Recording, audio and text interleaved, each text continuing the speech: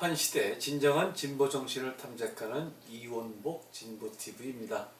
이원복 TV는 진보 정신의 학문적 배경을 탐색하기 위하여 학문의 왕도를, 진보 정신의 한국적 적용을 원하고자 정치평론을 운영하고 있습니다.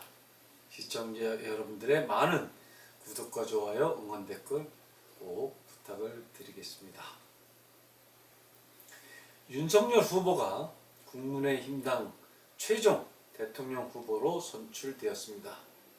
온갖 부정공작과 여론조작으로 불가능하지 않을까 하는 우려가 많았는데 그 험난한 장애를 뚫고 마침내 제1야당이 대통령 후보가 되었습니다. 후보 당사자의 불굴의 용기를 칭찬해야 되겠지만 국민의힘당 당원들이 일사불란한 단결과 투혼이 좋은 결실을 맺은 게 아닌가 판단이 됩니다. 애초부터 경선 룰 자체도 엉망진창이고 급조된 위장당원들이 마구 투표권을 주지 않았나?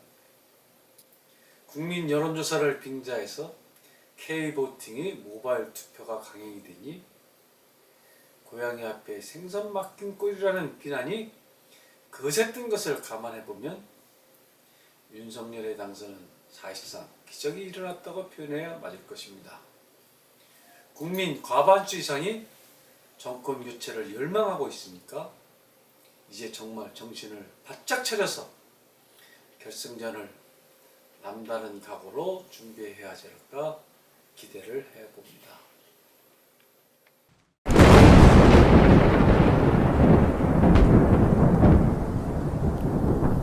이번 예선 경기는 총선 때처럼 40%는 먼저 먹고 들어가는 룰 속에 진행되었습니다. 총선에서 보면 전국적으로 사전선거에서 더불당이 63%, 통합당, 현 국민의힘이 36%로 세팅이 되어 있었습니다. 개표 결과 이 수치는 천편일률적으로 나타났고 통계학자들은 신이 만든 숫자라고 이를 곧바로 지적해 내었습니다.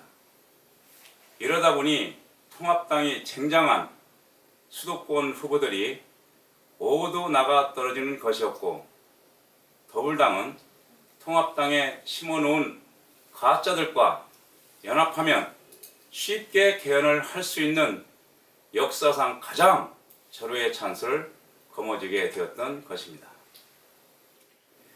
이번의 대통령 후보 경선도 이와 비슷한 구조로 출발하는 것이었지요. 이번에도 50%는 먼저 먹고 들어가는 구도가 설정되었고 총선 때의 전자장비 도입은 중앙선관위 K보팅으로 대체가 되었습니다.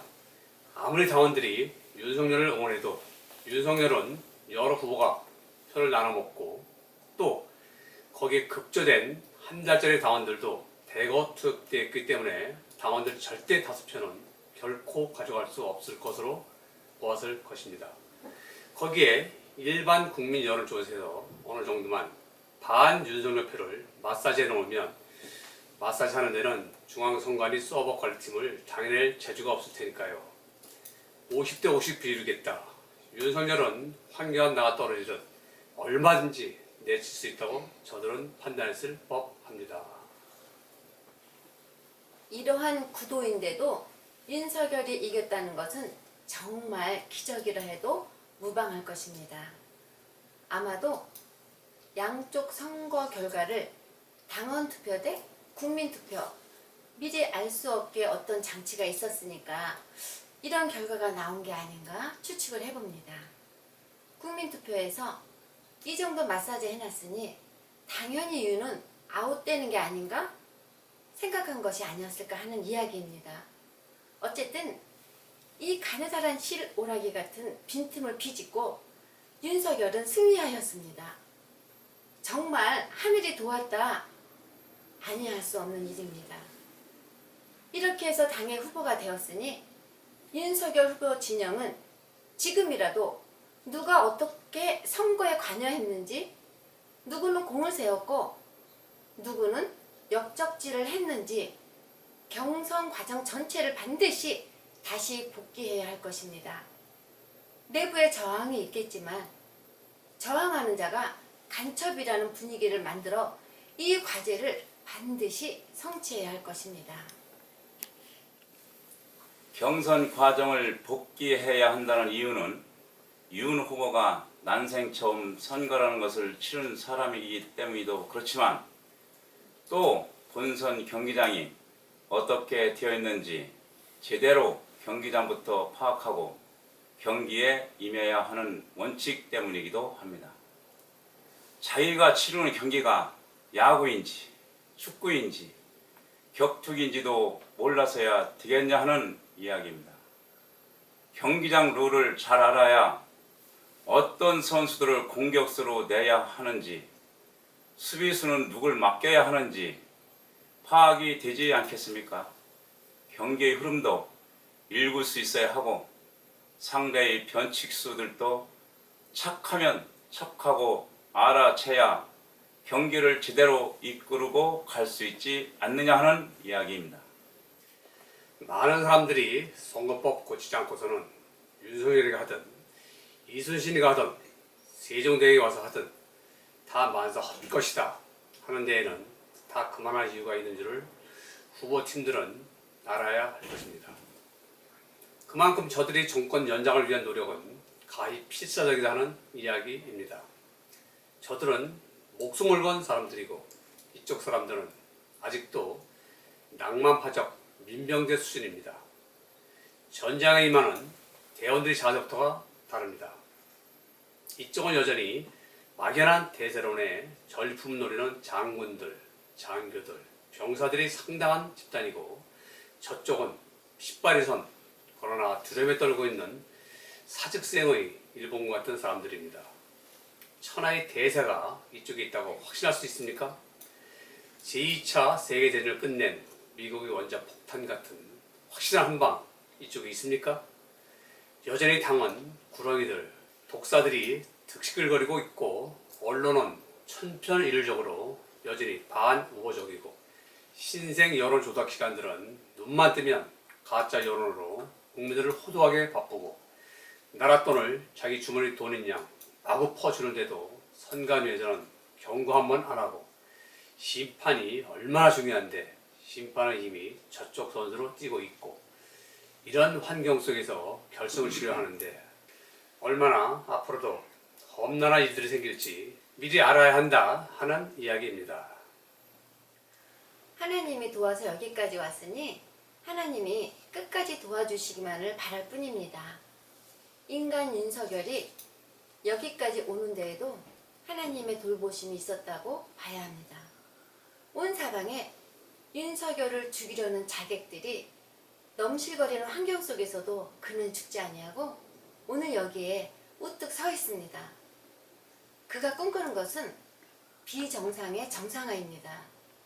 선거제도도 바르게 잡고 의회, 정당 민주주의 다시 세우고 사법정의 다시 똑바로 기능하게 만들고 언론 환경을 재정비하여 정상 언론으로 되돌려 놓아야 하고 주변 외교를 재정비하여 자유우방들이 걱정하지 않게끔 만들어야 하고 모든 정파들이 정쟁을 중단하는 가운데 민생에 전력하게끔 만들어야 하는 것이고 신산업들을 계속 일으키는 산업혁명을 도모해야 하며 주거 안정이 일어나게 국토 대개혁도 유도하고 한류로 세계에 뻗어나가 국민들 사기를 진작시키는 가운데 우리의 젊은 세대들이 대한민국을 목 놓아 외치면서 남북 간 개혁 개방 체제가 공고해질 수 있도록 하는 과제가 그의 앞에 널려 있는 것입니다. 한 나라의 대통령은 하늘이 낸다고 예부터 소리들이 있어 왔습니다. 저는 오늘의 윤석열은 하늘이 낸 사람이라고 생각하는 사람입니다. 그는 만고풍상을 겪고 오늘에 이르고 있습니다. 그는 나라에 충성하지 사람에 충성하지 않는다는 단 한마디의 말로 국민의 마음을 사로잡았습니다. 그가 평소에 얼마나 간절하게 그런 생각을 하며 살아왔는지가 부지불식간에 무의식적으로 터져나온 것으로 봐야 합니다.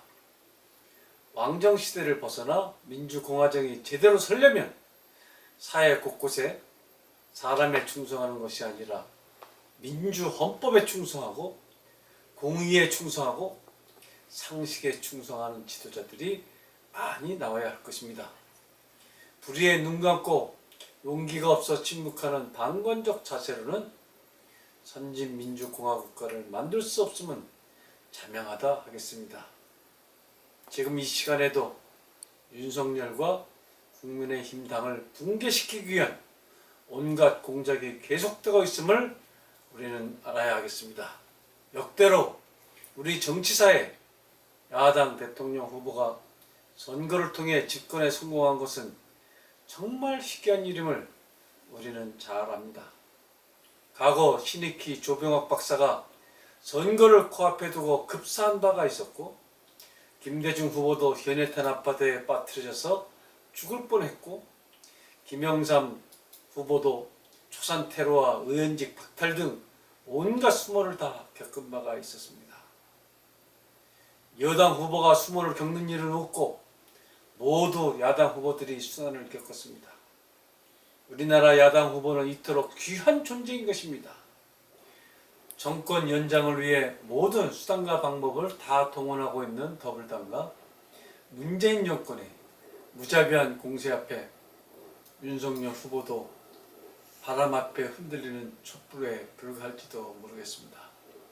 이러한 귀한 야당 후보를 국민들이 지켜주지 않으면 누가 지키고 보여줄 수 있단 말입니까?